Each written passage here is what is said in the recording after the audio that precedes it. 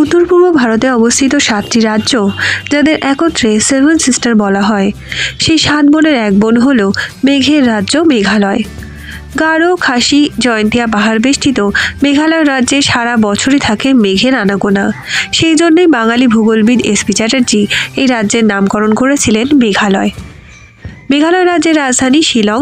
শিলংয়ে আমরা এই শীতের ছুটিতেই ঘুরে এলাম। শিলংয়ে যা যা দ্রষ্টব্য স্থানগুলি রয়েছে আমার এই ব্লগে আমি সেটাই দেখানোর চেষ্টা করেছি। আমি সকলকে অনুরোধ করব ভিডিওটা স্কিপ না করে পুরোটা দেখার জন্যে। যদি ভালো লাগে একটা লাইক করে দিও, আর আমার পাশে থাকার জন্যে চ্যানেলটাকে অবশ্যই সাবস্ক্রাইব করে নিও।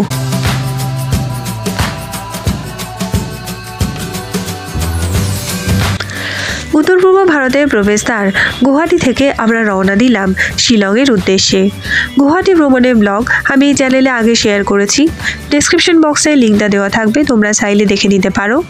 4 সিটার এই গাড়িটা আমাদের শুধু শিলংয়ে পৌঁছেই দেবে না, শিলংয়ে যা যা দ্রষ্টব্য স্থানগুলি রয়েছে সেগুলি ঘুরেও দেখাবে। সেই জন্যে গাড়ি নেবে প্রতিদিন 3600 টাকা করে। গুয়াহাটি থেকে শিলংয়ের দূরত্ব প্রায় 95 কিলোমিটার। গাড়িতে যেতে সময় লাগে প্রায় ঘন্টা 4। পথে যদি জ্যাম থাকে তাহলে তো আরও বেশি। সেই জন্যে পথের ধারে এই ধাবাটায় আমরা থেমেছি কিছু জলখাবার খেয়ে নেওয়ার জন্যে। এখানে বেশ কয়েক রকম আইটেম পাওয়া যায়, এই যে সবাই চা খাচ্ছে, আর এই সঙ্গেই আমরা অর্ডার করেছিলাম বড় বড় ছোলে বাটুরে।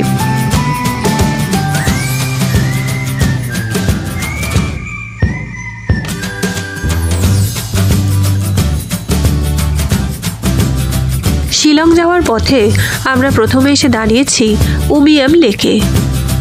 উমিয়াম লেক একটা বিশাল বড় লেক, এখানকার জনপ্রিয় একটি পর্যটন কেন্দ্র। এখানে প্রচুর মানুষ শীতের ছুটিতে আসেন পিকনিক করার জন্যে। এখানে এন্ট্রি ফি জনপ্রতি 20 টাকা এবং গাড়ি পার্কিং চার্জ আলাদা। এখানে শুধু পিকনিক করাই নয়, এখানে প্যাডেল বোট এবং নানান রকম ওয়াটার স্পোর্টের বন্দোবস্তও রয়েছে।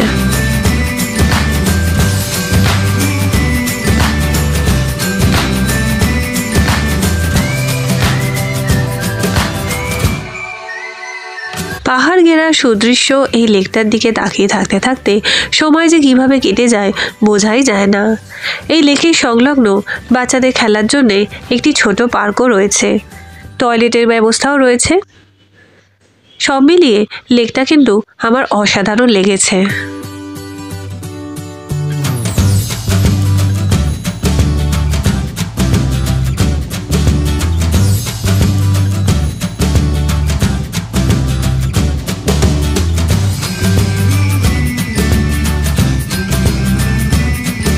উমিয়াম লেক দেখা হয়ে গেলে আমরা চলে এলাম সেকেন্ড স্পট ডন বস্কো মিউজিয়ামে।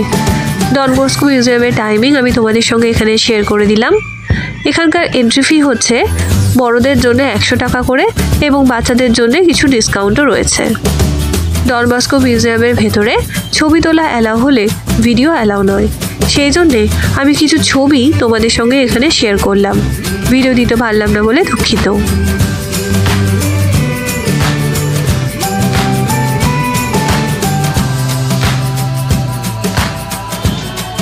ডন বস্কো মিউজিয়াম উত্তর পূর্ব ভারতের আদিবাসী সংস্কৃতির জন্যে অসাধারণ একটি সংগ্রহশালা।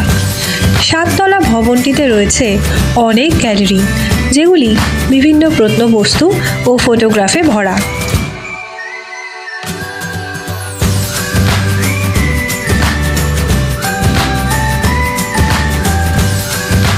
ডন বস্কো মিউজিয়ামের ছাদে রয়েছে অসাধারণ একটি স্কাইওয়াক, যেখানে উঠলে শিলং শহরের বেশ ভালো একটা ভিউ পাওয়া যায়।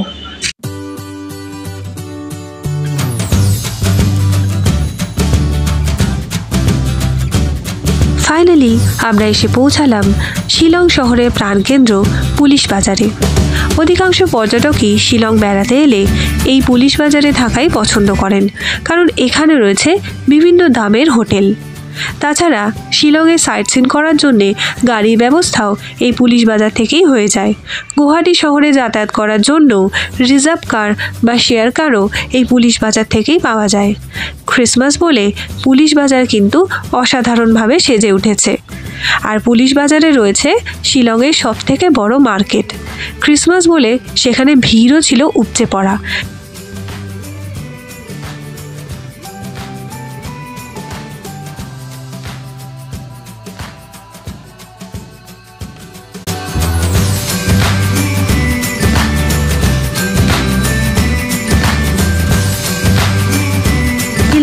আমাদের আস্তানা ছিল হোটেল গ্রেস, যেটা পুলিশ বাজারে একদম মধ্যেই অবস্থিত, ভারত সেবাশ্রম সংঘের পাশে। এই হোটেলটা কিন্তু আমরা আগে থেকে বুক করে আসিনি। পুলিশ বাজারে পৌঁছে আমরা এই হোটেলটাতে এসে স্পট বুকিং করে নিয়েছি। এখানে আমরা 2টো ডাবল বেড ঘর নিয়েছিলাম। 2টো ডাবল বেড ঘরের প্রত্যেকটা ট্যারিফ ছিল 1800 টাকা পার নাইট।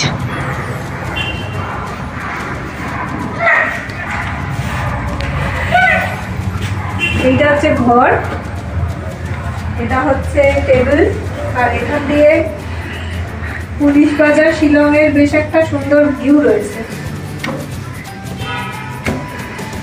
ওদিকে টিভি রয়েছে, একটা ছোট মতো ড্রেসিং টেবিল রয়েছে, এখানে একটা কাভার মতো রয়েছে, এখানে ওই হ্যাঙ্গার রয়েছে, জামা কাপড় জ্যাকেট ইত্যাদি ঝুলিয়ে রাখা যাবে, নিচে জুতো রাখার জায়গা। আর এটা হচ্ছে টয়লেট। টয়লেটটা খারাপ না, গিজারও আছে, কোমরও আছে। এটা হচ্ছে হোটেল গ্রেসে নেওয়া আমাদের আরেকটি ডাবল বেড রুম। এখানেও বিছানাটা বেশ বড় এবং বেশ পরিষ্কার পরিচ্ছন্ন। সেই সঙ্গে বসার জন্যে একটা সোফাও রয়েছে, টিভি রয়েছে, অ্যাটাচ বাথরুমও রয়েছে। এই অ্যাটাচ বাথরুমে ওই বাথরুমটার মতোই কমোড এবং গিজারের ব্যবস্থাও রয়েছে।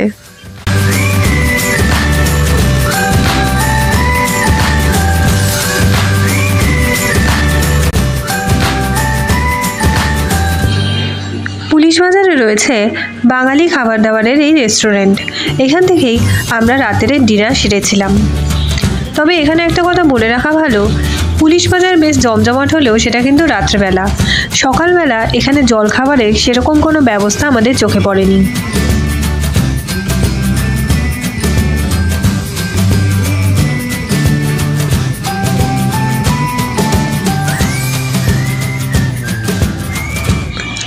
শিলংয়ে দ্বিতীয় দিন আমরা সকাল সকাল বেরিয়ে পড়লাম। আমরা প্রথমে যাব মাফলং সেক্রেট ফরেস্টে।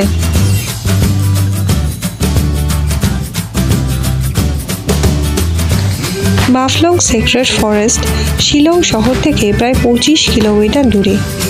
এই অরণ্যটি খাসি জনজাতি দ্বারা সংরক্ষিত তাদের অতি পবিত্র একটি বনভূমি। দৃশ্যপট দেখে সত্যিই মনে হচ্ছে মেঘালয়কে কেন প্রাচ্যে স্কটল্যান্ড বলা হয়। আমি এখন মাফলং সেক্রেট ফরেস্টের মধ্যে দিয়ে যাচ্ছি। মানে ফরেস্টে এখনও ঢুকিনি, এখন ঢুকবো। গাইড নেওয়া হয়েছে।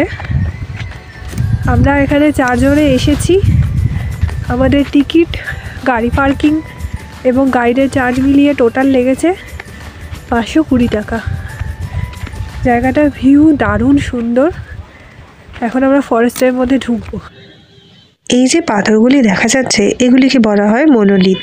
খাসি জনজাতি দেবতা বা রাজার উদ্দেশ্যে এই মনোলিথগুলি তৈরি করে।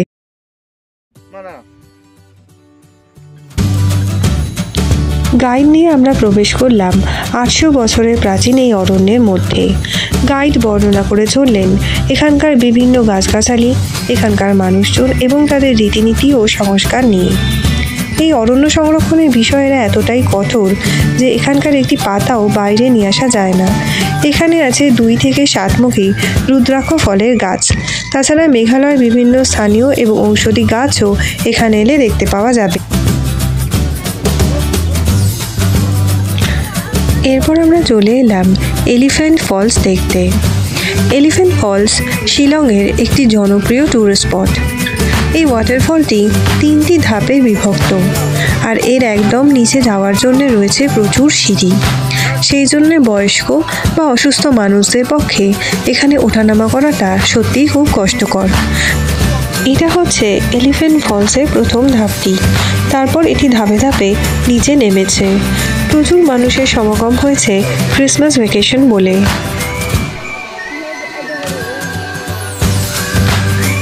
এটি হচ্ছে ফলসটির দ্বিতীয় ধাপ।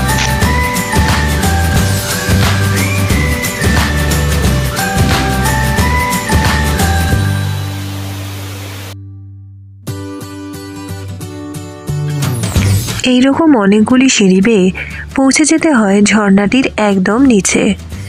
ঝর্ণাটির পাদদেশে আগে একটি হাতির মুখের আদলে পাথর ছিল, যার জন্যেই এই ঝর্ণাটির নাম হয়েছিল এলিফ্যান্ট ফলস। কিন্তু পরবর্তীকালে ভূমিকম্পে সেই পাথরটি ধ্বংস হয়ে গেছে বলে এখন সেটি আর দেখা যায় না, কিন্তু নামটি রয়ে গেছে।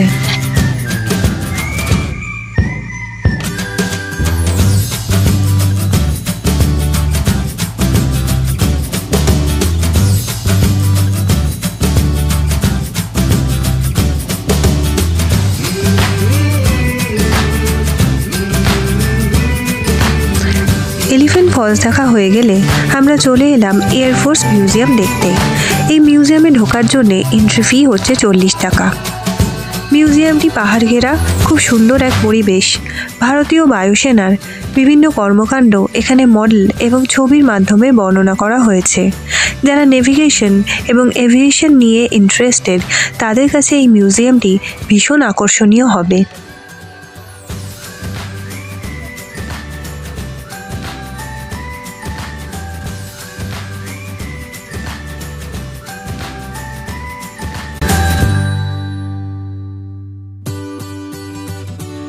এয়ারফোর্স মিউজিয়াম দেখা হয়ে গেলে আমরা চলে এলাম শিলংয়ের সবথেকে উঁচু ভিউ পয়েন্ট শিলং পিকে। এই জায়গাটি ভারতীয় সেনার দ্বারা পরিচালিত এবং রক্ষণাবেক্ষণও হয় তাদের দ্বারা। শিলং পিকে আসতে গেলে পাহাড়ের নিচেই টিকিট কাটতে হয়। টিকিটের মূল্য জনপ্রতি 30 টাকা। তারপর ওদের ট্যাক্সি আছে, সেই ট্যাক্সি পৌঁছে দেয় একদম ওপরে। ট্যাক্সির ভাড়া 4 জনের জন্যে 200 টাকা।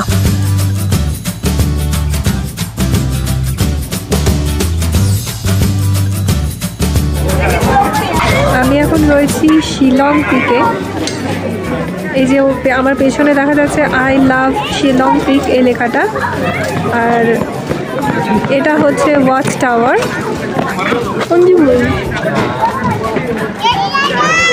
এটা হচ্ছে ট্যাক্সির লাইন, যে ট্যাক্সিটা আমরা নিচ থেকে ওপরে এলাম, আবার ওই ট্যাক্সি আমাদের আবার নিচে নিয়ে যাবে। ওরা রোটেশন ওয়াইজ কাজ করে। শিলং পিক থেকে শিলং শহরের একটা দারুণ সুন্দর ভিউ পাওয়া যায়।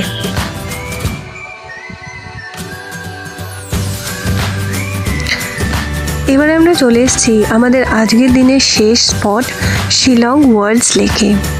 ওয়ার্ল্ডস লেকে ঢুকতে গেলে টিকিট কাটতে হয়। টিকিটের মূল্য জনপ্রতি 20 টাকা করে, কিন্তু বাচ্চা বা বয়স্কদের জন্য 10 টাকা করে। তার জন্য আইডি কার্ড লাগে। আর এইখানে ঢুকতে গেলে কোনো রকম প্লাস্টিকের জিনিস বা প্লাস্টিকের বোতল ইত্যাদি নিয়ে ঢোকা যায় না।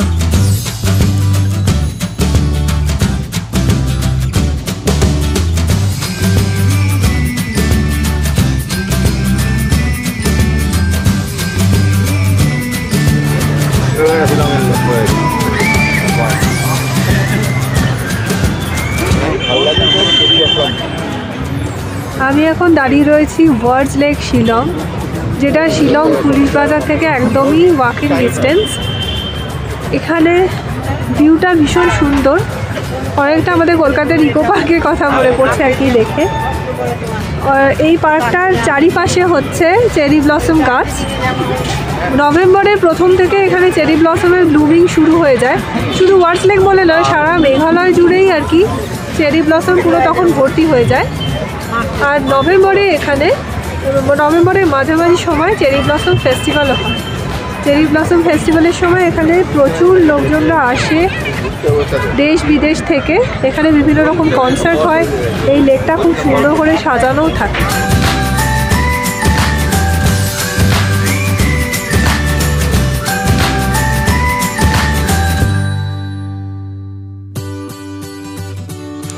এর পরের দুদিন আমরা চলে গিয়েছিলাম চেরাপুঞ্জিতে। চেরাপুঞ্জি ভ্রমণের ব্লগও আমি এই চ্যানেলেই শেয়ার করব। তাই জন্য আমি সকলকে অনুরোধ করব চ্যানেলটাকে লাইক এবং সাবস্ক্রাইব করে রাখার জন্যে। তাহলে চেরাপুঞ্জি ভ্রমণের ব্লগটা যখন আমি এখানে আপলোড করব, নোটিফিকেশন যাতে সবার আগে তোমার কাছেই পৌঁছয়।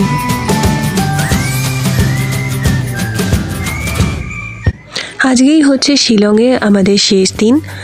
আমরা চলে এসেছি শেষ দিনের প্রথম স্পট লেডি হায়দারি পার্কে। পাহাড়ের গায়ে ছোট্ট সুন্দর সাজানো গোছানো এই পার্কটি যে কোনো পর্যটককে মন মুগ্ধ করে দেবে।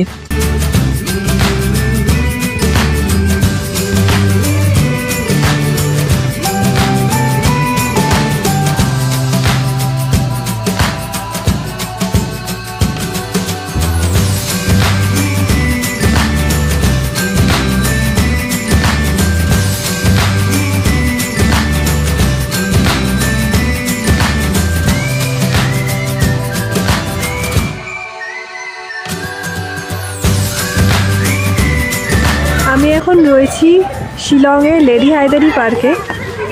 যদিও এই পার্কটার নাম এখন লেডি হায়দারি পার্ক নেই, অন্য একটা নাম যেটা আমি ঢোকার সময় দেখালাম।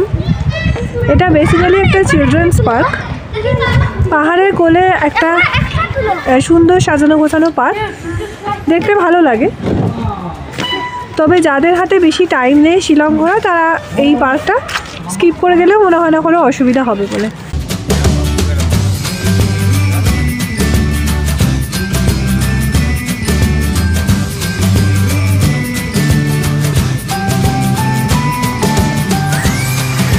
এবারে আমরা চলে এসেছি শিলংয়ের ক্যাথিড্রাল অফ মেরি চার্চের সামনে। এই চার্চটা দেখা হয়ে গেলে আমরা সোজা চলে যাব গৌহাটির উদ্দেশ্যে।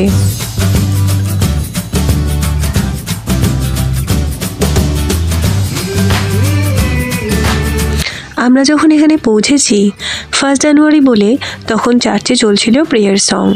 চার্চের পরিবেশটা এত সুন্দর, শান্ত, স্নিগ্ধ যে সত্যি মন ভরে গেল এই চার্চটা দেখে।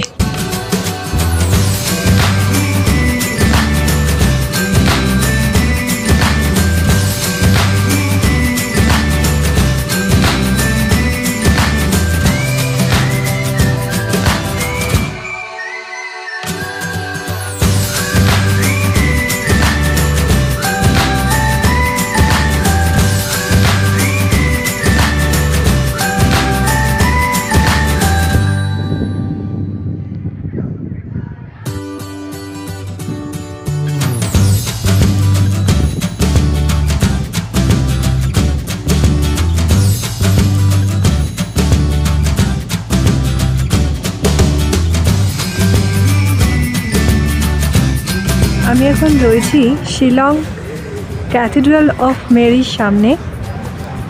আমার পেছনে চার্চটা দেখা যাচ্ছে, ব্লু কালারের চার্চ। অসাধারণ জায়গা। আজকে 1 জানুয়ারি, বছরের প্রথম দিন, এরকম সুন্দর একটা জায়গায় এসেছি। আর আমরা যখন এসেছি তখন এই চার্চে প্রেয়ার সং হচ্ছিল। যদিও সেই ভিডিও হয়তো তোলা উচিত হবে না বলে আমি ভিডিওটা আর করিনি। অসাধারণ লাগছে।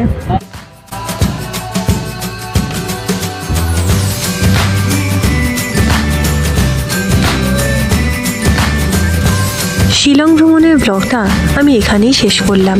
তোমাদের কেমন লাগলো সেটা কিন্তু অবশ্যই কমেন্টে জানিও। যদি ভালো লাগে তাহলে একটা লাইক করে দিও, আর আমার পাশে থাকার জন্যে চ্যানেলটা সাবস্ক্রাইব করতে কিন্তু ভুলো না।